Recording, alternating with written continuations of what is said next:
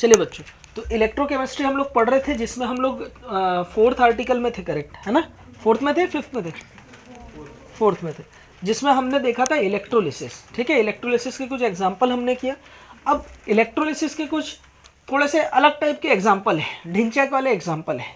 ठीक है, तो वो केसेस हम लोग देख रहे हैं। एक केस हमने कल देख लिया था, है ना, electrolysis of very very dilute NaCl by platinum electrode. अब हम लोग देखने जा रहे हैं third case, second example, electrolysis of aqueous NaCl solution by mercury electrode।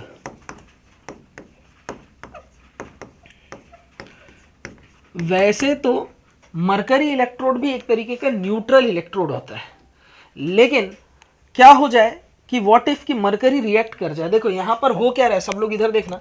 यहाँ पर हमारे पास आयंस कौन कौन से होंगे बेटा? Na प्लस और Cl माइनस, साथ ही साथ कौन होगा? H प्लस और OH माइनस। बोलो होगा? ठीक है। सबसे पहले एट एनोड, एनोड में कौन ऑक्सीडाइज होगा? Anion. Cl minus OH minus में डिस्चार्ज पोटेंशियल किसका कम है?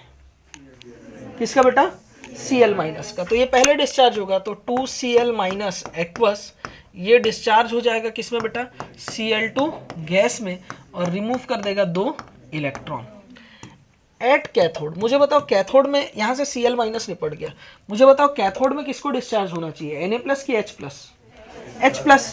भाई हिसाब से H प्लस को जाना चाहिए था डिस्चार्ज होने, लेकिन यहाँ पर मौका मिलता है Na प्लस को। क्यों? रीजन आपको समझ में आ जाएगा। Na प्लस एक्वस इस इलेक्ट्रॉन से रिएक्ट करता है और खुद को रिड्यूस करके सोडियम मेटल में बदल देता है। किस में बदल देता है? Sodium metal. ठीक है, अब रिएक्शन क्योंकि मरकरी इलेक्ट्रोड के साथ है, किसके साथ है बेटा? Mercury electrode. तो ये सोडियम सॉलिड जो है फर्दर मरकरी के साथ रिएक्ट करता है और क्या बनाता है? सोडियम बबलगम, नहीं अमलगम। क्या बनाता है बेटा? Sodium amalgam. क्या बनाता है? Sodium amalgam.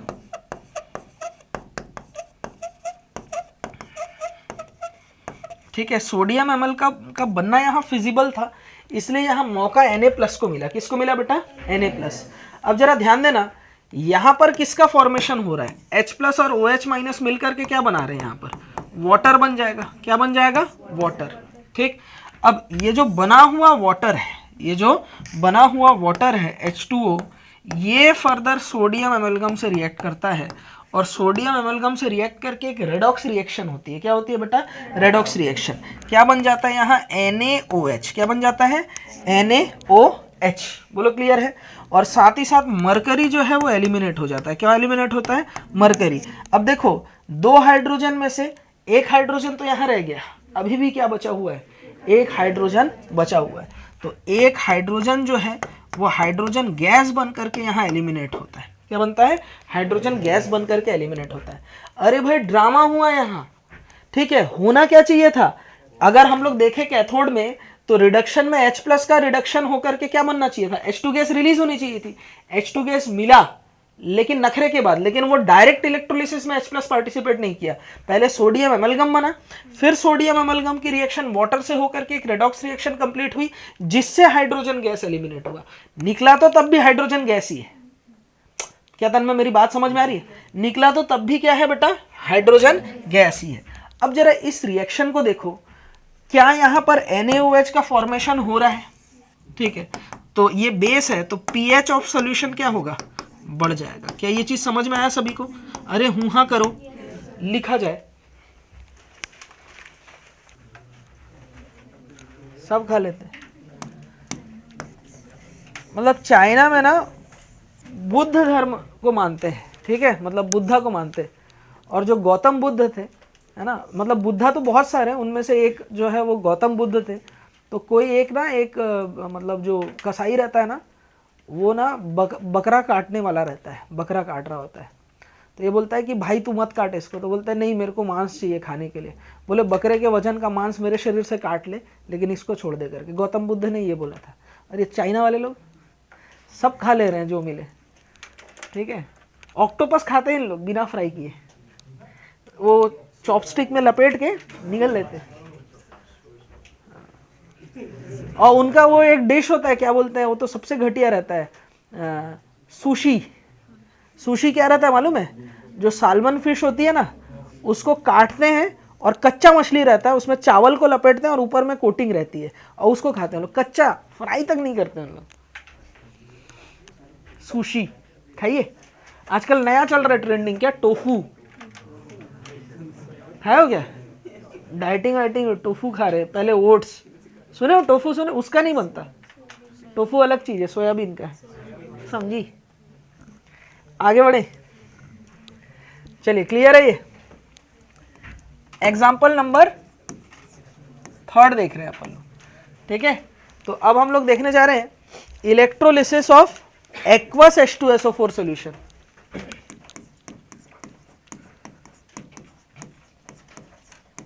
Electrolysis of aqueous H2SO4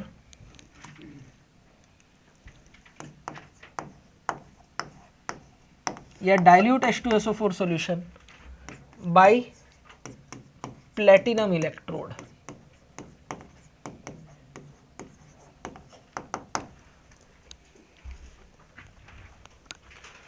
अब देखो, हमारे पास आयंस क्या होंगे? H plus, HSO4 minus, H plus, OH minus, यही होंगे, ठीक है? सबसे पहले हम लोग देखने जा रहे हैं एट लो करंट। करंट कैसा रखा अपन ने? लो रखा, लो करंट सप्लाई किया। तो एट एनोड, एनोड में कौन ऑक्सीडाइज होगा? एनायन। HSO4 और OH माइनस में किसका रिडक्शन, किसका डिस्चार्ज पोटेंशियल कम है? OH minus. तो OH माइनस कैसे डिस्चार्ज हुआ था, याद आ रहा है आपको? ठीक है, ये सबसे पहले क्या बना था? H2O प्लस हाफ O2 और रिमूव किया था 2 इलेक्ट्रॉन, करेक्ट है? ठीक है। एट कैथोड, कैथोड में कौन डिस्चार्ज होगा? OH माइनस निपट गया। कैथोड में तो कैटायन, कैटायन तो एक ही है ना अपने पास, H प्लस ही तो है। तो H प्लस जो है 2 इलेक्ट्रॉन ले लेगा और हाइड्रोजन गैस एलिमिनेट हो जाएगी यहाँ। बोलो बात क्लियर है? ठीक है। अब मैंने आपको बताया था product during electrolysis depends on, सबसे पहला क्या बताया था? नेचर ऑफ इलेक्ट्रोलिटिक सॉल्यूशन, वो हमने देख लिया। डाइल्यूट, वेरी डाइल्यूट, कंसंट्रेटेड रहे तो अलग अलग प्रोडक्ट आ रहा था, ठीक है? दूसरा हम मतलब अलग अलग इलेक्ट्रोलाइट ले रहे हैं, अलग अलग आएगा। दूसरा हमने क्या देखा? Nature of electrode. देखो, मरकरी इलेक्ट्रोड लिया तो प्रोडक्ट ड्रामा हुआ, ठीक है? अभी कॉपर इलेक्ट्रोड लूंगा, अभी देखना तब भी चेंजेस आएंगे कुछ, ठीक है? इलेक्ट्रोड बदला तो भी प्रोडक्ट बदला। तीसरा फिर हमने क्या देखा था? कंसंट्रेशन। भाई कंसंट्रेशन डाइल्यूट है कि वेरी डाइल्यूट है कि कंसंट्रेटेड है, वहां भी हमने प्रोडक्ट बदलते देखा। और चौथा हमारा था बेटा अमाउंट ऑफ करंट। अब देखो, एट हाई करंट, माना ये सारी किसकी? हाई वोल्टेज की गलती है, तो ये तो बता तू है कौन कौन? एनोड पे बनने वाला प्रोडक्ट। अभी कौन निपट गया? OH माइनस, ठीक है? तो OH माइनस निपट गया यहाँ पे, तो बचा कौन है अब एनायन के फॉर्म में? HSO4 minus. मैंने इतना वोल्टेज बढ़ाया कि डिस्चार्ज पोटेंशियल HSO4 माइनस के बराबर का मिल गया और मुझे यहाँ मिल गया H2SO8, hydrogen 2 hydrogen 2, sulphur 2 sulphur 2, oxygen 8 oxygen 8, और साथ ही साथ यहाँ पर 2 इलेक्ट्रॉन रिमूव हुआ। और एट कैथोड, कैथोड में कौन सा गैस मिलेगा? H प्लस 2 इलेक्ट्रॉन को खा लेगा और कौन सी गैस रिलीज होगी? हाइड्रोजन गैस रिलीज होगी। ये जो H2S2O8 है, इसका नाम क्या है? ओलियम, है ना? गुड, शाबाश दादा, दादा के लिए जोरदार तालियां। गुड, सबसे फट ऐसे ही आंसर निकलना चाहिए, फट से दिखा आंसर आना चाहिए, गलत वाला फट, मुंह खोल के गलत ही बोलना है। कैरोज एसिड नहीं है, कोहनी मार दूंगा। इसका नाम है मार्शल्स एसिड। क्या नाम है? Marshals acid. पढ़ा करो इनऑर्गेनिक, ठीक है? इसका नाम क्या है? पर ऑक्सी डाई सल्फ्यूरिक एसिड, ठीक है? नॉर्मली ऑक्सीडेशन स्टेट अगर पूछे सल्फर का तो लोग कैसे करते हैं? 8 दूनी 16 में से 2 गया तो 14 प्लस 7, क्या बोलते हैं? प्लस 7। जबकि ये किया तो गलत किया। मैंने आपको कसम खिला रखा है कि हम कसम खाते हैं जब भी ऑक्सीडेशन स्टेट किसका निकालना हो, ऑक्सी एसिड का निकालना हो, तो हम पहले स्ट्रक्चर बनाएंगे। इसका स्ट्रक्चर ऐसा होता है और यहाँ पर पापा के परी के पर होते हैं, यानी ट्रू परऑक्सी लिंकेज मिलता है। बोलो क्लियर है। सल्फर का ऑक्सीडेशन स्टेट निकालते हैं, एक OH माइनस 1 गया, सल्फर पे जाते जाते +1 दे गया, यहाँ -2 इधर +2, यहाँ -2 इधर +2, माइनस माइनस तो +1 और यहाँ पर +1। बोलो क्लियर है। जोड़ के बताओ कितना आ रहा है, 2 2 4 5 6। तो मार्शल्स एसिड में सल्फर का ऑक्सीडेशन स्टेट कितना आता है, +6। ये मैंने पहले करवा रखा है आपको, ठीक है। जहाँ पर एवरेज ऑक्सीडेशन स्टेट बता रहा था, है ना, paradox of average oxidation state, वहाँ पर भी ये डिस्कस किया था मैं, ठीक है। जहाँ पर मैं ट्राइब्रोमो ऑक्टा ऑक्साइड आपको बताया था, ठीक है, जहाँ कार्बन सब ऑक्साइड बताया था, उधर भी ये चीज़ें आई थी, है ना, inorganic chemistry once upon a time in classroom. Clear है। चलो अब एक स्पेशल केस हम लोग देखने जा रहे हैं। आपने ये वाला इलेक्ट्रोलिसिस को अच्छे से ध्यान रखना, इसको अपन को समझना है। अब देखो हम लोग क्या कर रहे हैं, एग्जाम्पल नंबर कौन सा ले रहे हैं अपन लोग, 4th, ठीक है। लिखेंगे इलेक्ट्रोलिसिस ऑफ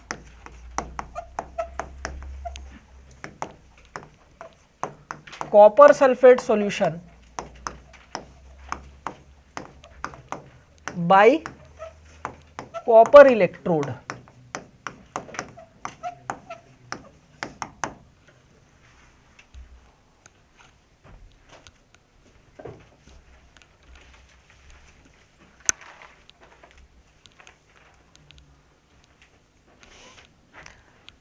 देखो हमारे तकलीफों, दूसरे तकलीफ तो बाद में देंगे, असली दर्द तो अपने ही देते हैं ना, है कि नहीं। नागेश समझ रहा होगा ना। पटेल बाकी लोग से क्या है, जैसे वो बल्लू है उससे तेरी दोस्ती यारी नहीं है, वो गद्दारी कर भी दे तो तुझे फर्क नहीं पड़ेगा। फर्क कब पड़ेगा, जब नागेश तेरे पीठ में छुरा मारे, ठीक है। तू सोच रहा नागेश, मतलब नागेश नहीं, क्या नाम है अपना, पटेल, ठीक है। यानी पटेल अगर तेरे साथ धोखा करे तो तुझे ज़्यादा चोट होगा। यहाँ अपने ही अपनों का साथ छोड़ देते हैं, प्रोडक्ट को बिगाड़ देते हैं। कॉपर सल्फेट सोल्यूशन है, इस कॉपर सल्फेट सोल्यूशन के इलेक्ट्रोलिसिस में प्लेटिनम अगर होता तो वो न्यूट्रल बना रहता, है ना। प्लेटिनम तो फिर भी दूसरा आदमी है, वो कुछ ना कुछ प्रोडक्ट बना रहा होगा। यहाँ तकलीफ तो अपने ही लोग करते हैं। देख कॉपर है और कॉपर के साथ गद्दारी किसने किया, कॉपर ने ही किया। क्या ड्रामा होता है जरा बात को समझना। ये कंटेनर है, क्या है बेटा, कंटेनर। इस कंटेनर के अंदर क्या हो रहा है, हमारे पास में इलेक्ट्रोलिसिस कर रहे हैं। एक ये कॉपर का मैंने लिया एनोड, कॉपर का क्या लिया बेटा, एनोड, और कॉपर का ही मैंने क्या लिया बेटा, कैथोड, ठीक है। ये कॉपर का क्या है, एनोड, और कॉपर का ही क्या है बेटा, कैथोड। अब देखो एट एनोड, एनोड में ऑक्सीडेशन होगा।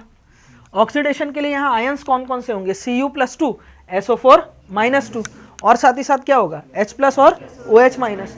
तो एनोड में ऑक्सीडेशन होगा, Cu सॉलिड जो है वो बदल जाएगा Cu+2 में और रिमूव कर देगा 2 इलेक्ट्रॉन। यानी कि ये जो रॉड है ये थिन हो जाएगा और इस रॉड से Cu+2 आयन किधर आएगा बेटा, सॉल्यूशन के अंदर आएगा। रॉड क्या होने लगेगा बताओ, थिन होने लगेगा। रॉड क्या होने लगेगा, थिन। क्यों थिन होगा, और यहाँ से Cu+2 आयन आने लगेगा। तो एनोड का चार्ज क्या होता है, यहाँ पर नेगेटिव होता है। भाई एनोड में एनायन अटैक करता है ना, एनोड में एनायन जाता है, ठीक है। हम लोग तो यहाँ टर्मिनल नेगेटिव होना चाहिए था, लेकिन यहाँ पर कॉपर का रिडक्शन होने की वजह से समझना कुछ कुछ बातें यहाँ इलेक्ट्रोकेमिकल सेल जैसी हो रही है, इलेक्ट्रोलिटिक सेल जैसी नहीं, इलेक्ट्रोकेमिकल सेल जैसी हो रही है, ठीक है। यहाँ मैंने हाई वोल्टेज लगाया, क्या लगाया बेटा, हाई वोल्टेज। हाई वोल्टेज लगाते ही ये पॉजिटिव टर्मिनल है, ये नेगेटिव टर्मिनल है।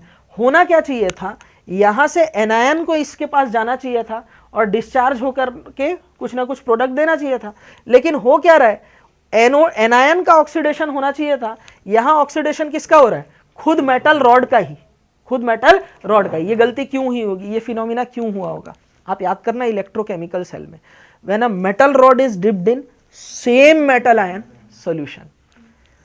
कॉपर का रॉड था, कॉपर का ही सॉल्यूशन है, कॉपर आयन का, समझ में आया। Copper rod copper ion solution, तो बन गया ना इलेक्ट्रोकेमिकल सेल का कॉम्बिनेशन। इलेक्ट्रोड जो हमने पढ़ा उस तरीके से हो गया। तो ऑक्सीडेशन यहाँ पर एनायन का ना हो करके खुद मेटल रॉड का इटसेल्फ क्या होने लगता है बेटा, ऑक्सीडेशन होने लगता है। बोलो बात क्लियर है। अब जरा समझना, अब कैथोड की बात करते हैं। कैथोड में कौन डिस्चार्ज होता है, कैटायन। कैटायन यहाँ पर कौन है, हेलो। तो मैं ये कहने की कोशिश कर रहा था कि अब एनोड की, कैथोड की बारी है। कैथोड पे कैटायन जाके डिस्चार्ज होता है और कैटायन कौन है Cu+2, तो Cu+2 2 इलेक्ट्रॉन को खा करके क्या करेगा बेटा, कॉपर में बदल जाएगा। यानी ये जो Cu+2 है वो इस रॉड में जाकर के चिपक जाएगा और रॉड क्या होने वाला है, ठीक हो जाएगा। रॉड क्या हो जाएगा बेटा, ठीक हो जाएगा। क्या मेरी बात आपको समझ में आई? तो इस इलेक्ट्रोलिसिस में क्या हुआ, देखो इलेक्ट्रोलिसिस में एनोड पे एनायन जाके डिस्चार्ज होती है और कैथोड पे कैटायन जाके डिस्चार्ज होती है। अरे यहाँ तो एनायन का कुछ मतलब ही नहीं हुआ, यहाँ तो एनायन का कोई मतलब ही नहीं हुआ। इसके अंदर कॉपर सल्फेट का जो सॉल्यूशन है, कॉपर सल्फेट के सॉल्यूशन में जितने Cu+2 और SO4-2 आयन होंगे, मुझे बताओ कौन सा आयन खर्च हो गया, कॉपर आयन खर्च हो गया, बचा क्या, ये लगता है, जबकि ऐसा नहीं है। इसके अंदर कॉपर सल्फेट सॉल्यूशन का जो कंसंट्रेशन है वो कांस्टेंट बना हुआ रहता है। क्यों, जरा समझो। अरे भाई रॉड से कॉपर आया और रॉड से कॉपर आयन जाके दूसरे रॉड में चिपक गया, चिपका नहीं चिपका, तो सॉल्यूशन का जो इलेक्ट्रोलिटिक सॉल्यूशन का जो कंसंट्रेशन है वो क्या रह गया। तो बताओ ये असली इलेक्ट्रोलिसिस जो हम लोग पढ़ रहे थे वैसा है क्या, नहीं, it is not a, this is not a true electrolysis. ये एक तरीके का इलेक्ट्रोलिसिस के नाम पे एक धोखा है, फरेब है, जो आपको समझ में आया। लेकिन इस धोखे का भी हम फायदा उठाते हैं, आपदा को अवसर बनाते हैं। कैसे, जरा देखना, समझो। देखो अगर मैं इस कॉपर रॉड को इम्प्योर रॉड ले लेता हूँ, क्या लेता हूँ, इम्प्योर। अगर ये रॉड क्या हो बेटा, इम्प्योर हो, कचरा भरा हो, इम्प्योर रॉड हो, और ये प्योर रॉड हो, तो होगा क्या, इम्प्योर रॉड में से कॉपर आयन निकलेंगे और प्योर रॉड में जाके चिपक जाएगा। बोलो चिपकेगा, अरे हूं हाँ करो। इस वजह से होगा क्या, ये इम्प्योर रॉड और इम्प्योर होता जाएगा और प्योर रॉड और प्योर होता जाएगा, गरीब और गरीब होता जाएगा, टैक्स वैक्स पटा पटा के मिडिल क्लास, और अमीर होता जाएगा मोदी सरकार। बोलो बात क्लियर है, अरे हूं हाँ करो, क्लियर हो रही बात मैं क्या बोलना चाह रहा हूं। देश का हाल जैसा है वैसे ही होगा। दूसरी चीज ऐसे सोचो, इम्प्योर रॉड जो कचरा है, कचरा प्योर होने लगेगा ना, इसके बाद जब इलेक्ट्रोलिसिस होगा, अरे कचरा खुद में प्योर हो गया ना, 100% कचरा हुआ ना। अरे यार पूरे जितने, सीधी बात है यार, जितने Cu+2 है तुम्हारे दिमाग में थोड़ी बहुत पढ़ाई और गोबर भरा हुआ है। पढ़ाई चीज तुम 2 दिन बाद भूल गए, बचा क्या दिमाग में, प्योर गोबर। वही वाली बात है ना। तो इसमें जो कचरा था, इंप्योरिटी था, जैसे इलेक्ट्रोलिसिस कंप्लीट होगी तो ये जो रॉड है ये 100% इंप्योर हो जाएगा और कॉपर है 100% क्या हो जाएगा, प्योर हो जाएगा। तो किसी भी मेटल की प्योरिटी को बढ़ाने का ये मेथड है, ठीक है। क्या है बेटा, किसी भी रॉड की, किसी भी मेटल की प्योरिटी को अगर बढ़ाना है तो ये काम में लेते हैं। आपने सुना होगा 22 कैरेट, 23 कैरेट, 24 कैरेट का सोना, सुने नहीं सुने, क्यों सुने, इम्प्यूरिटी रहता है उसमें। क्या रहता है, कैरेट मतलब इम्प्यूरिटी, कैरेट मतलब क्या बेटा, इम्प्यूरिटी। तो अगर 22 कैरेट को 23 कैरेट में बदलना है तो ये मेथड लगा दो, सोना और सोना कितना, सोना है सोने जैसा, और महंगा बन जाएगा ना वो, जैसे कैरेट बढ़ेगा रेट भी बढ़ते जाएगा। अच्छा, कैरेट बढ़ने से प्योरिटी बढ़ गई और इम्प्योरिटी हटने से ना हार्डनेस कम हो जाती है। तो 24 कैरेट का जो गोल्ड रहता है वो चमकता ज़्यादा है लेकिन सॉफ्ट भी बहुत रहता है। बोलो बात क्लियर है, अरे हाँ करो। लड़कों के लिए सब जानकारी दिया हूँ, इन लोग को तो मालूम होगा, नालायक को तुम्हें बता दे रहा हूँ, ठीक है। ये सब थोड़ा जान समझ के रखो, बाद में काम आता है ना। जब तुम 28-30 साल के हो जाओगे तब, शादी वादी जब तुम्हारी हो रही होगी तब। क्लियर है। अच्छा, इसका एक और फायदा देखो, एक और चीज, ये तो हुआ मेटल को प्योर करने के लिए। एनोड हमने क्या किया, इम्प्योर, और कैथोड हमने क्या लिया, प्योर। अब जरा देखना, कैथोड अगर इम्प्योर ले लूं और एनोड को अगर प्योर ले लूं तो क्या होगा, यहां से ये प्योर, अगर ये प्योर रहा तो प्योर में से कॉपर आयन आएगा और इस इम्प्योर रॉड के ऊपर एक कोटिंग बना लेगा, ठीक है। इम्प्यूरिटी में मैं ना गोल्ड थोड़ा बहुत रखूंगा, ये सपोज प्योर गोल्ड का रॉड है और ये कॉपर का रॉड है और थोड़ा बहुत उसमें गोल्ड होगा, थोड़ा बहुत ऐसी बस कोटिंग बस लगा दिया, तो इसमें से गोल्ड आएगा और इसके ऊपर में एक कोटिंग बना लेगा। इसे बोलते हैं इलेक्ट्रोप्लेटिंग, सोना चढ़ाना, सोने का पानी चढ़ा रहे हैं, ठीक है। मतलब दूसरा रहता है चांदी वांदी रहता है, उसके ऊपर सोने का पानी चढ़वाते हैं, तो सोने से कम नहीं, खो जाए तो गम नहीं टाइप दिखता रहता ना, एकदम नकली सोना रे, अरे सोने की कोटिंग रे, और नात वात लगाते हैं वो रहता है ऐसी, उसके सोने की कोटिंग चढ़ाते हैं ना वो सब। तो ऐसी इस मेथड से अगर ये प्योर ये इम्प्योर तो इसे बोलते हैं इलेक्ट्रोप्लेटिंग। एनोड होगा अगर इम्प्योर, कैथोड होगा प्योर, तो इसे बोलते हैं बेटा प्यूरिफिकेशन ऑफ मेटल। बोलो बात क्लियर है? लिखा जाए इसे। चलिए क्लियर हुआ? देखो एनोड और कैथोड, इफ एनोड क्या हो बेटा, इम्प्योर हो, एनोड क्या हो, इम्प्योर कॉपर हो, और कैथोड क्या हो बेटा, प्योर कॉपर हो। कॉपर की जगह आप कुछ और भी ले सकते हो, तो इस मेथड को बोलते हैं प्यूरिफिकेशन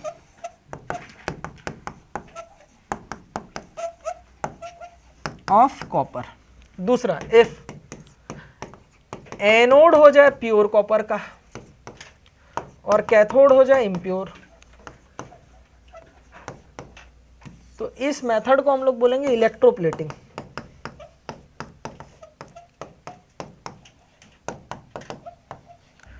तो आजकल गाड़ियों में आपने सुना होगा एक टर्म क्रोम, क्रोम वाला पार्ट है ये, क्रोम वाला जो चमकता है।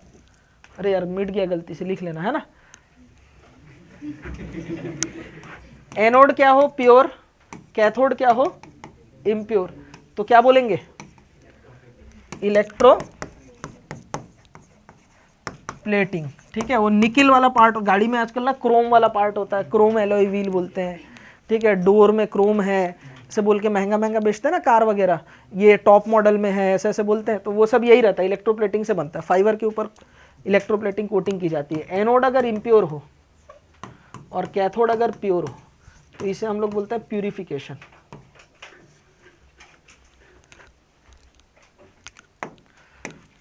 Similar example,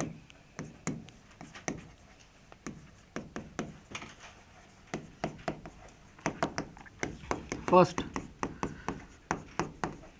electrolysis of AgNO3 aqueous solution by silver electrode, ये सिल्वर के लिए काम आता है।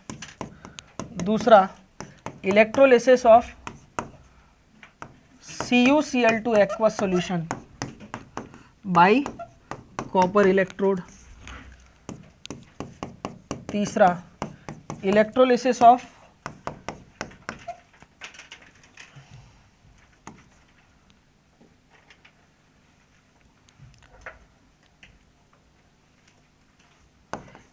Nickel nitrate aqueous solution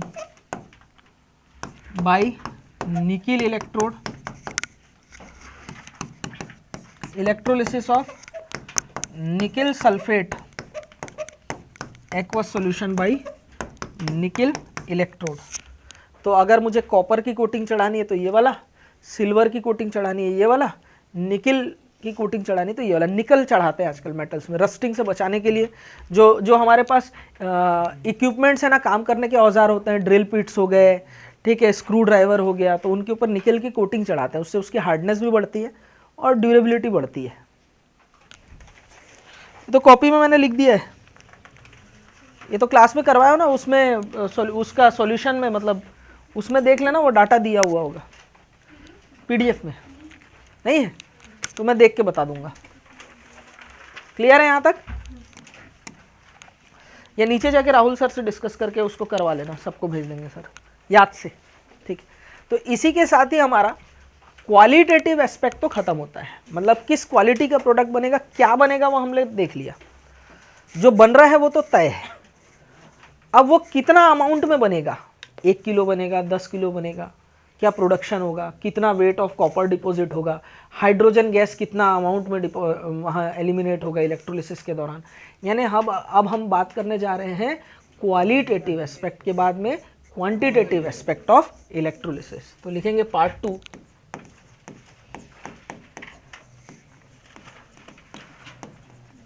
quantitative aspect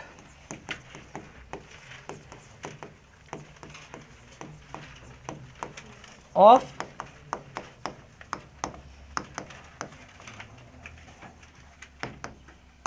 electrolysis.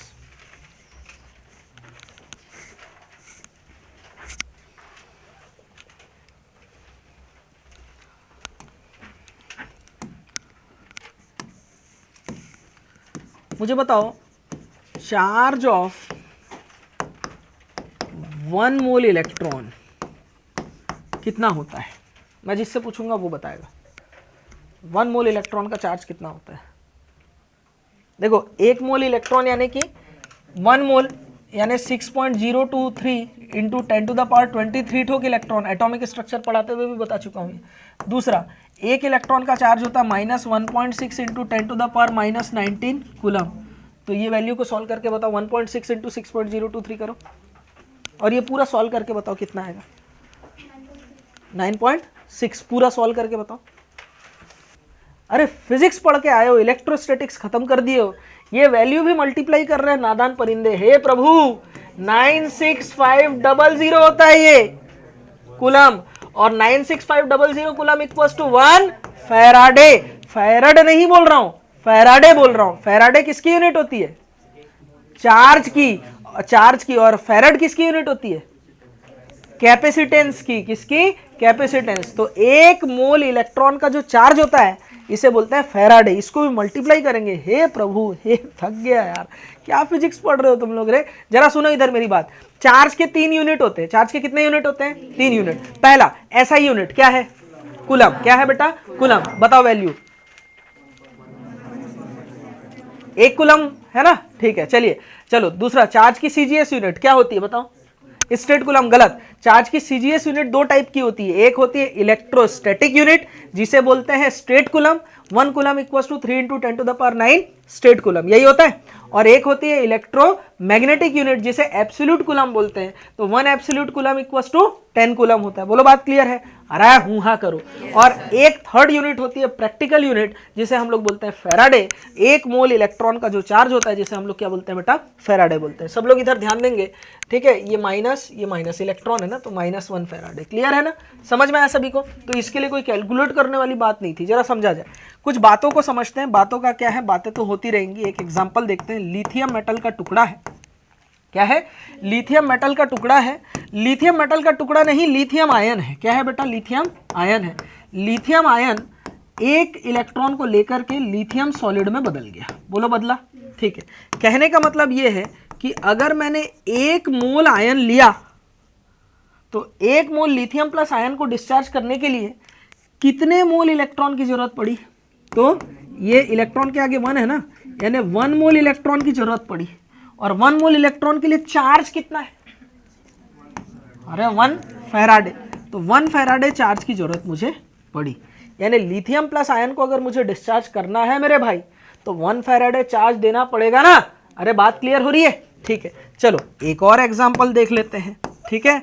देखो कौन है? थप्पाक। मैग्नीशियम की शक्ल देख, मैग्नीशियम एक्वस है और यहां पर 2 इलेक्ट्रॉन है। बदल किया किसमें? डिस्चार्ज होने के बाद मैग्नीशियम सॉलिड में। हम डिस्चार्जिंग की ही बात कर रहे हैं भाई। इलेक्ट्रोलिटिक सेल में डिस्चार्जिंग ही होता है। आयंस डिस्चार्ज होकर के मेटल के फॉर्म में, न्यूट्रल फॉर्म में डिपोजिट होते हैं। चलिए अब ध्यान दो इधर। 1 मोल Mg+2 था। अरे हूं हाँ। इसको अगर मुझे डिस्चार्ज करना है कितने चार्ज की जरूरत पड़ी बताओ? 2 फैराडे चार्ज की जरूरत पड़ी, तब ये क्या हुआ बेटा? डिस्चार्ज हुआ। और समझो, एक और एग्जांपल देखते हैं। फॉर एग्जांपल मैंने एल्यूमिनियम +3 लिया, इसे मुझे डिस्चार्ज करना है ना। और क्या बनाना है बेटा? एल्यूमिनियम सॉलिड में। तो देखो 1 मोल मेटल को डिस्चार्ज करने के लिए इस बार कितने चार्ज की जरूरत पड़ी? 3 फैराडे। एक चीज आप समझना, इधर जो चार्ज दिया हुआ है, मतलब इस आयन का जो वैलेंसी फैक्टर है, और यहाँ पर जो नंबर दिख रहा है, नंबर फैराडे में जो नंबर दिख रहा है आपको, वो सेम है। 1 है तो 1 है, 2 है तो 2 है, 3 है तो 3 है। जनरल फॉर्म में लिखूं, अगर Mn+ टाइप का कोई आयन है जिसे मुझे डिस्चार्ज करना है तो n मोल इलेक्ट्रॉन लगेंगे जिससे ये मेटल सॉलिड में डिस्चार्ज हो जाएगा। यानी 1 मोल मेटल आयन को डिस्चार्ज करने के लिए जनरल फॉर्म में लिखूं तो n फैराडे चार्ज की जरूरत पड़ती है। क्या ये बात सभी को समझ में आया? ये कंक्लूजन क्लियर हुआ सभी को? अब जरा कॉमन सेंस लगाते हैं, है ना। सिविक सेंस नहीं, वो तो तुम नहीं लगा पाओगे, हम लगा रहे हैं क्या बेटा? Common sense. ठीक, जरा देखो। n फैराडे चार्ज डिस्चार्ज कितना डिस्चार्ज कर रहा है? 1 मोल Mn प्लस आयन, इतने आयन को डिस्चार्ज कर रहा है। अरे हूं हाँ करो। तो 1 फैराडे चार्ज डिस्चार्ज करेगा क्या बेटा बताओ, 1/n मोल मेटल प्लस आयन। ठीक है, बोलो करेगा नहीं करेगा। अच्छा, मैं इसे ऐसे लिख सकता हूं क्या? मुझे एक चीज बताना, ये तो मैंने मोल के फॉर्म में लिखा, मुझे एक चीज बताओ, अगर ग्राम इक्विवेलेंट वेट का मोल के टर्म में फॉर्मूला क्या था? W/E। और मोल के टर्म में? हाँ, फिर एन फैक्टर बोलता है, मैंने एन फैक्टर तो पढ़ा है नहीं, वैलेंसी फैक्टर। ठीक है, हर बच्चे को मालूम है Eg इक्वल्स टू होता है given weight upon equivalent wait. Equivalent weight होता है molecular weight into valency factor, given weight upon molecular weight number of moles into valency factor. बोलो क्लियर है? यानी ये तो मुझे क्या मिल गया, मोल मिल गया, और मोल में अगर मैं वैलेंसी फैक्टर का मल्टीप्लाई कर दूं तो मुझे क्या मिलेगा? इससे मुझे क्या मिलेगा? इससे मेरा क्या फायदा? अरे मुझे मिलेगा ग्राम इक्विवेलेंट वेट। क्या मिलेगा? ग्राम इक्विवेलेंट वेट, या जिसे बोलते हैं नंबर ऑफ इक्विवेलेंसी। क्या बोलते हैं? Number of equivalency. तो इसका मतलब इधर गौर से देखना, 1 फैराडे चार्ज डिस्चार्ज 1/n, ये तो मोल था, इनटू वैलेंसी फैक्टर। देख के बताओ मुझे, जल्दी से देख के बताओ, यहां पर वैलेंसी फैक्टर कितना इस आयन का? n। ठीक है, gram equivalent valence of metal ion. बोलो यही होगा, n से n कैंसल, यानी कि ये मिला मुझे काम का चीज, मुंह मत फाड़। 1 फैराडे चार्ज डिस्चार्ज क्या बेटा? बोलो 1 ग्राम इक्विवेलेंट आयंस, या 1 ग्राम इक्विवेलेंट आयन किसका है? मेटल का है। तो मेटल कितना डिस्चार्ज होके मुझे मिलेगा? तो 1 ग्राम इक्विवेलेंट मिलेगा। ये मिली मुझे काम की चीज, और यहीं से कंक्लूजन बैठेगा, यहीं से शुरुआत होगी फैराडेज लॉज ऑफ इलेक्ट्रोलिसिस की। क्या ये फंडा समझ में आया? इस एस्पेक्ट में कोई नहीं आपको फैराडेज लॉज ऑफ इलेक्ट्रोलिसिस ले जाएगा। मैं ये क्यों करा रहा हूं? क्योंकि क्वेश्चन जब घुमा के पूछेगा तो इन चीजों की हमें जरूरत पड़ेगी। ये कंसेप्ट है, यहां से फैराडे को ख्याल आया अपने लॉज ऑफ इलेक्ट्रोलिसिस देने का। Actually Faraday's laws of electrolysis जो है वो लॉ ऑफ इक्विवेलेंसी है, जो हमने पहले पढ़ रखा मूल कंसेप्ट चैप्टर में। बोलो बात समझ में आ रहा है? ठीक है, लोग फैराडेज फर्स्ट लॉ और सेकंड लॉ पढ़ा देते हैं, दो न्यूमेरिकल करा देते हैं, चल जाता है काम।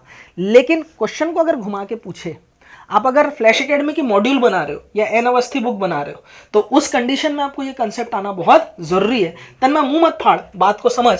1 मोल इलेक्ट्रॉन का चार्ज होता है 1 फैराडे। एक जनरल इक्वेशन लिखो तो 1 मोल चार्ज को डिस्चार्ज करने के लिए n फैराडे चार्ज की जरूरत पड़ती है। इसको मैंने ऐसे लिखा, इधर देख बल्लो, n फैराडे चार्ज डिस्चार्ज 1 मोल मेटल आयन। तो इसका मतलब 1 फैराडे चार्ज कितना डिस्चार्ज करेगा? 1/n metal ion. बोलो बात समझ में आया? तो 1 फैराडे चार्ज डिस्चार्ज करेगा कितना बेटा? ये तो हो गया मोल। मोल में मैं अगर वैलेंसी फैक्टर का मल्टीप्लाई कर दूं तो मुझे क्या मिलता है? ग्राम इक्विवेलेंट्स मिलता है। तो n से n क्या हो जाएगा? कैंसिल हो जाएगा। तो इसका मतलब 1 ग्राम इक्विवेलेंट मेटल आयन हमें मिलेंगे। क्या बात समझ में आया? ये मिला मुझे काम का चीज। इसी से हम लोग आगे बढ़ने वाले हैं कि अगर मैं किसी मेटल आयन में, अगर किसी इलेक्ट्रोलिटिक सोल्यूशन में 1 फैराडे चार्ज सप्लाई करूं, कितना? 1 फैराडे चार्ज अगर मैं सप्लाई करूं तो मुझे क्या मिलेगा? इससे मेरा क्या फायदा? मेरा फायदा यह है कि मुझे 1 ग्राम इक्विवेलेंट आयन मिलेगा। क्या मिलेगा? 1 ग्राम इक्विवेलेंट मेटल मिलेगा। खत्म बात, थप्पाक। इसके आगे शक्ल देखेंगे। क्लियर है? अरे हूं हाँ करो। बार बार जोर इसलिए दे रहा हूं क्योंकि ये है हमारी काम की चीज। ठीक है, लिखो पहले। तन्मय, यहां तक कोई बड़ी बातचीत कर लेगा? ठीक है, आगे बढ़ू। तो तन्मय यहां काम की चीज मुझे क्या मिली बता बेटा? 1 फैराडे चार्ज डिस्चार्ज कितना? 1 ग्राम इक्विवेलेंट, है ना, मेटल, है ना। अच्छा बात को समझना, ग्राम इक्विवेलेंट या number of equivalency equals to given weight upon equivalent weight, यही होता है। ग्राम इक्विवेलेंट्स की वैल्यू कितनी है, अगर 1 हो तो ये हो जाएगा W अपॉन E। तो इसे मैं ऐसे लिख सकता हूँ W इक्वल्स टू E, यानी वेट ऑफ मेटल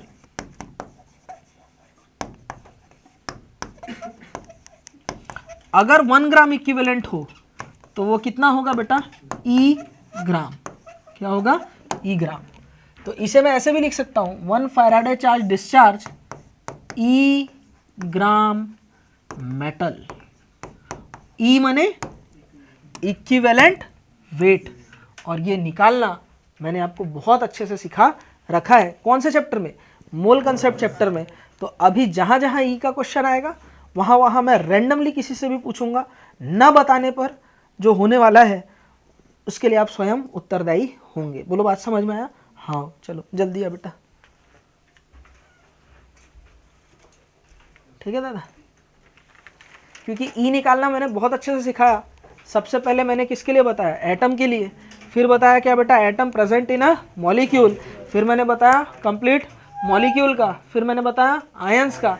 फिर मैंने बताया एसिड का। फिर मैंने बताया बेस का। फिर मैंने बताया सॉल्ट का। फिर मैंने बताया रेडॉक्स रिएक्शन में क्या चेंज आता है। सारा सब कुछ आपको बता रखा हूँ। तो ये है मेरे पास काम की चीज़, 1 फैराडे चार्ज डिस्चार्ज E ग्राम मेटल। लिखो। मैंने बताया कुछ का डायरेक्ट याद रखना, सल्फेट 48, कार्बोनेट का 30, क्लोरीन का 35.5, हाइड्रोजन का 1, ऑक्सीजन का 8। फिक्स है, याद रखना। सल्फेट 48, कार्बोनेट का 30, ये भी याद रखना। ये तो है ना, याद है सभी को। चलिए, तो ये तो थी बेटा कौन सा बेटा, क्वालिटेटिव एस्पेक्ट और क्वांटिटेटिव एस्पेक्ट। अब हम लोग जरा एक क्वेश्चन देखते हैं। एक क्वेश्चन आप लिख लो। क्वेश्चन लिखो, calculate reduced weight of Fe+2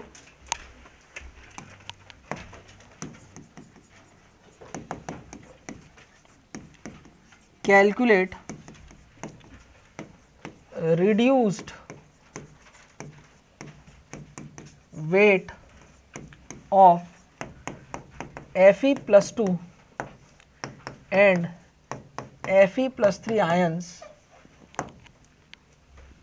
by 0.5 Faraday charge.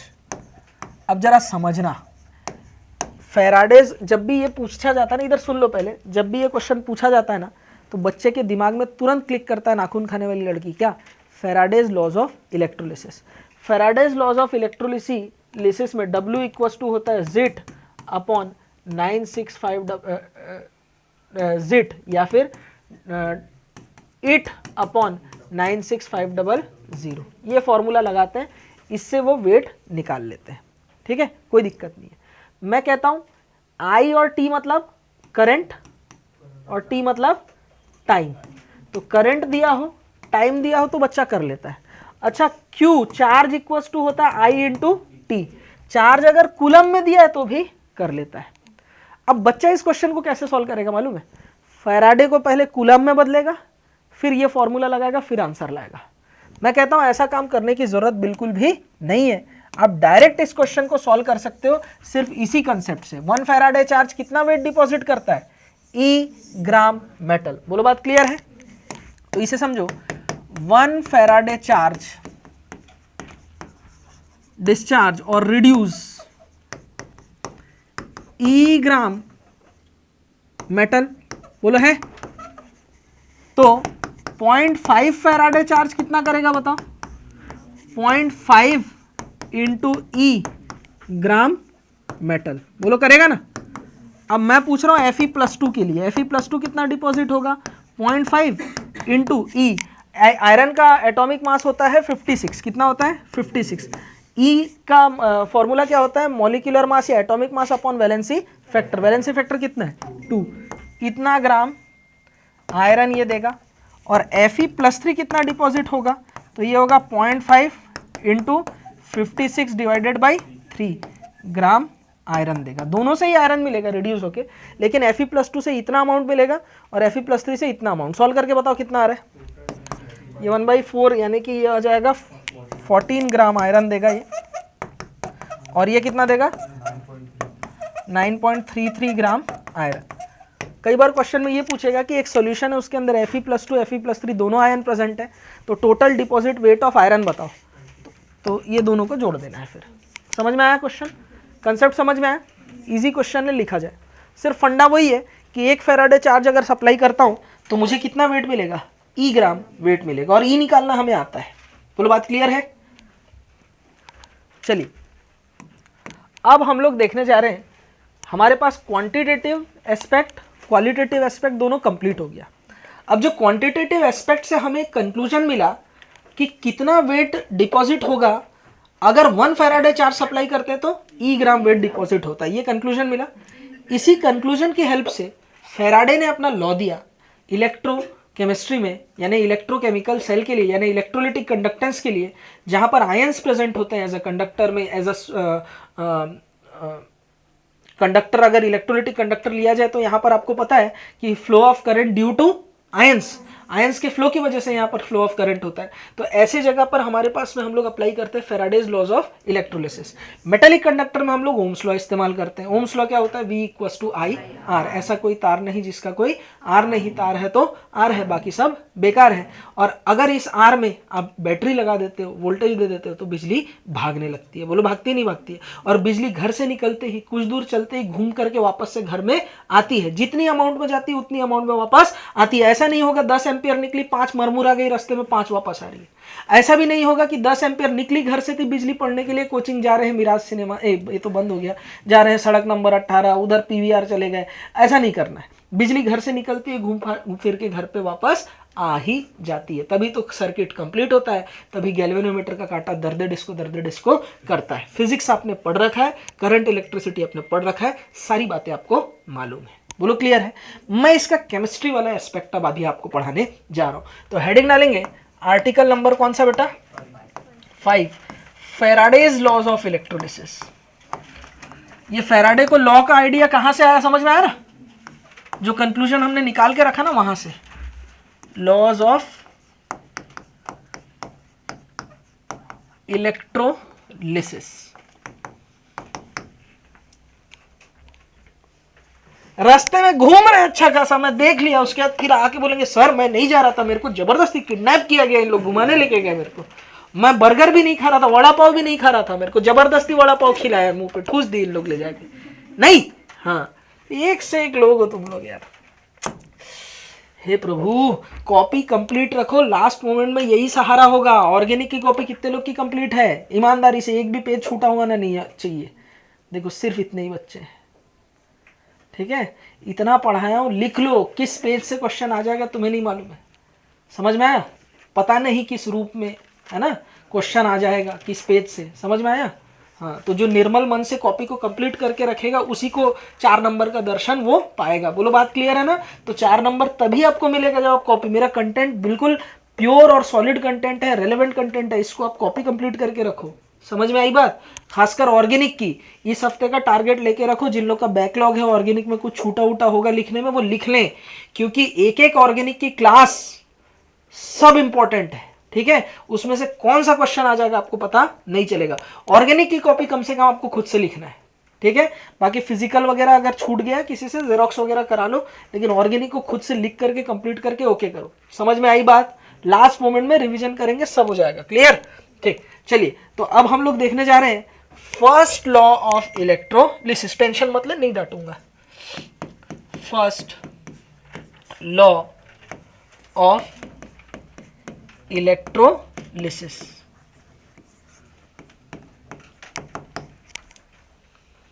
ठीक है हितेश, देख कॉपी बनाने के कई फायदे हैं। जैसे हितेश पिछले साल कॉपी बनाया, पढ़ा नहीं, और इस साल कॉपी नहीं बना रहा क्योंकि पिछले साल बना रखा है, इस बार लिखने का मेहनत उसका बच गया और पढ़ भी नहीं रहा है। फायदा हुआ ना, टाइम बचा कि नहीं बचा, नहीं दोस्त। हाँ, तो कॉपी कंप्लीट रहने से फायदा है, नुकसान थोड़ी है। यानी अमाउंट ऑफ सब्सटेंस जो डिपॉजिट होगा वो फ्लो ऑफ चार्ज के डायरेक्ट प्रोपोर्शन होगा। भाई सीधी बात है, जितना पढ़ेगा उतना नंबर आएगा, जितना चार्ज देगा उतना ज्यादा वेट मिलेगा डिपॉजिट, सीधा रूल है। अरे हूं हाँ करो। तो वेट डायरेक्टली प्रोपोर्शनल टू क्या हुआ, क्यू। क्यू क्या है बेटा, फ्लो मतलब जितना चार्ज आपने सप्लाई उस इलेक्ट्रोलाइटिक सोल्यूशन में किया।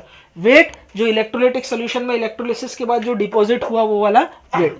डिपॉजिटेड वेट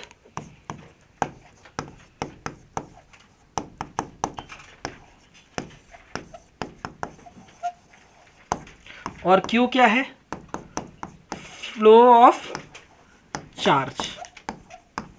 ठीक, अब जरा समझना, ये प्रोपोर्शनेशन का साइन है। कौन सा साइन है बेटा, प्रोपोर्शनेशन का। और कसम भगवान गणेश की, जब भी कभी प्रोपोर्शनेशन का साइन आता है तो हम उसे हटा देते हैं और एक कांस्टेंट आ जाता है जिसे बोलते हैं z इंटू क्यू। ठीक है, z क्या है, इलेक्ट्रो केमिकल इक्विवेलेंट। क्या बोला जाता है इसे, इलेक्ट्रोकेमिकल इक्विवेलेंट। तो W equals to Z Q. Q equals to क्या होता है, चार्ज। I इक्वस टू क्या होता है बेटा, flow of charge with respect to time. तो Q इक्वस टू क्या होगा, I इंटू टी। तो इसे मैं ऐसे भी लिख सकता हूं, W equals to Z Q equals to Z into I T. तो W इक्वस टू जिट, ये मिला मुझे काम का फॉर्मूला। ठीक है, Q क्या है बेटा, फ्लो ऑफ चार्ज। I क्या है, फ्लो ऑफ करंट। हो गया, ठीक। देखो, if I equals to 1 ampere, अगर मैं 1 ampere current T equals to 1 second, 1 second तक फ्लो करूं, ये भी 1 हो गया और ये भी 1 हो गया, तो इसका मतलब क्या हुआ, it means Q equals to कितना है, 1 कूलम। मतलब कि इलेक्ट्रोलाइटिक सॉल्यूशन में अगर मैं 1 कूलम चार्ज का सप्लाई करूं या 1 एम्पियर करंट 1 सेकेंड तक सप्लाई करूं, तो Z बराबर हो जाएगा किसके बेटा, डिपॉजिट वेट यानी W के। और यहां से मैं इलेक्ट्रोकेमिकल इक्विवेलेंट की डेफिनेशन लिख सकता हूं, if 1 ampere current passed through if 1 ampere current passed during 1 second duration in electrolytic solution, then electrochemical equivalent is equal to deposited weight of metal या सब्सटेंस। बोलो बात समझ में आए। तो यहाँ से इलेक्ट्रोकेमिकल इक्विवेलेंट की डेफिनेशन बताई जा सकती है कि अगर 1 एम्पियर करंट 1 सेकंड तक सप्लाई करते हो, यानी 1 कूलम चार्ज अगर आप सप्लाई करते हैं, तो जितना इलेक्ट्रोलिसिस के दौरान वेट डिपॉजिट होगा वो बराबर होगा किसके बेटा, Z के। लिखेंगे, ये पूरा लिखो पहले, जरा समझो। हमारे पास फॉर्मूला है W equals to Z Q या W इक्वस टू जिट। अब I का पता, T का पता, हर बार मुझे Z कैलकुलेट करना पड़ेगा। ठीक है, Z या क्वेश्चन में गिवन होना चाहिए, ये रेलेवेंट नहीं है, तो हमें इस Z को हटाना पड़ेगा। Z को हटाते हैं, जरा देखना हमारे पास काम की चीज क्या था, 1 फैराडे यानी 96500 कूलम चार्ज डिपॉजिट करता है। कितना डिपॉजिट करता है, E ग्राम मेटल। बोलो इतना ही डिपॉजिट करता है ना, तो ये तो 1 फैराडे ना 96500 कूलम है, तो 1 कूलम चार्ज कितना डिपॉजिट करेगा मुझे बताओ, बोलो। E अपॉन 96500 ग्राम मेटल। ठीक है, बोल के पढ़ो तब याद होगा। बोलो बात समझ में आ रहा है, ठीक है। अब 1 कूलम चार्ज जितना डिपॉजिट वेट करता है, उसी की डेफिनेशन तो अभी मैंने थोड़ी देर पहले बताई, उसी को तो दिमाग की बत्ती जला के पढ़ो, उसी को ही तो हमने क्या बोला अभी थोड़ी देर पहले, Z बोला। अगर मैं 1 कूलम चार्ज सप्लाई करता हूं तो जितना वेट डिपॉजिट होगा वो किसके बराबर होगा, Z। तो 1 कूलम चार्ज पे जितना वेट डिपॉजिट हुआ, ये वेट किसके बराबर हुआ, Z के बराबर हुआ।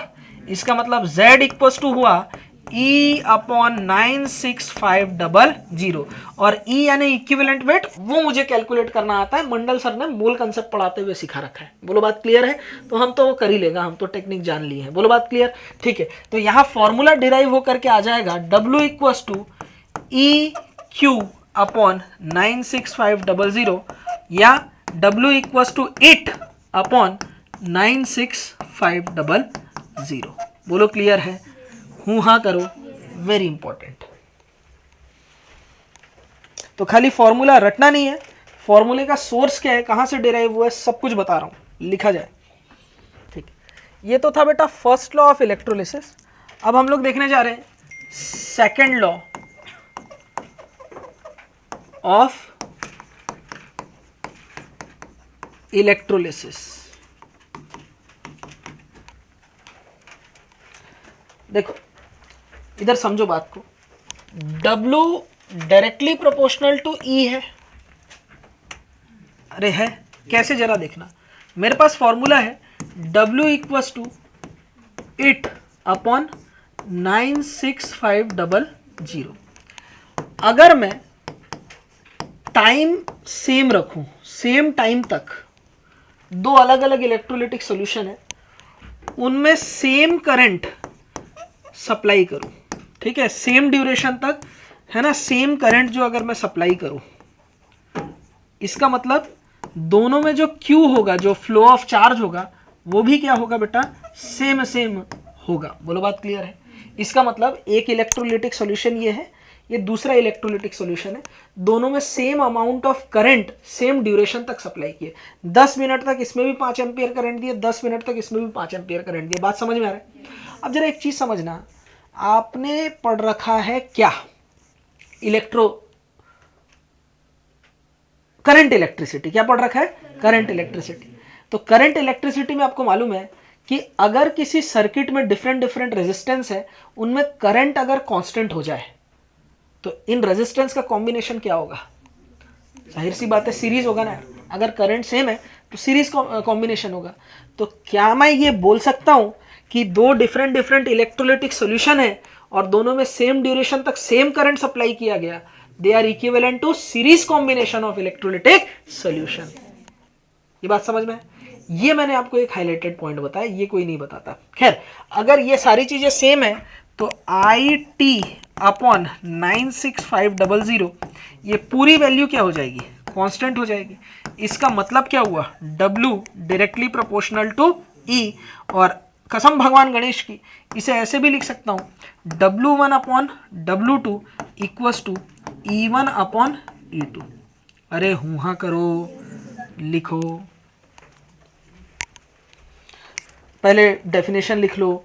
When same amount of current passed, when, ये लिखने के पहले वो लिख लो जो बोल रहा हूं, when same amount of current passed through different electrolytic solution, through different electrolytic solution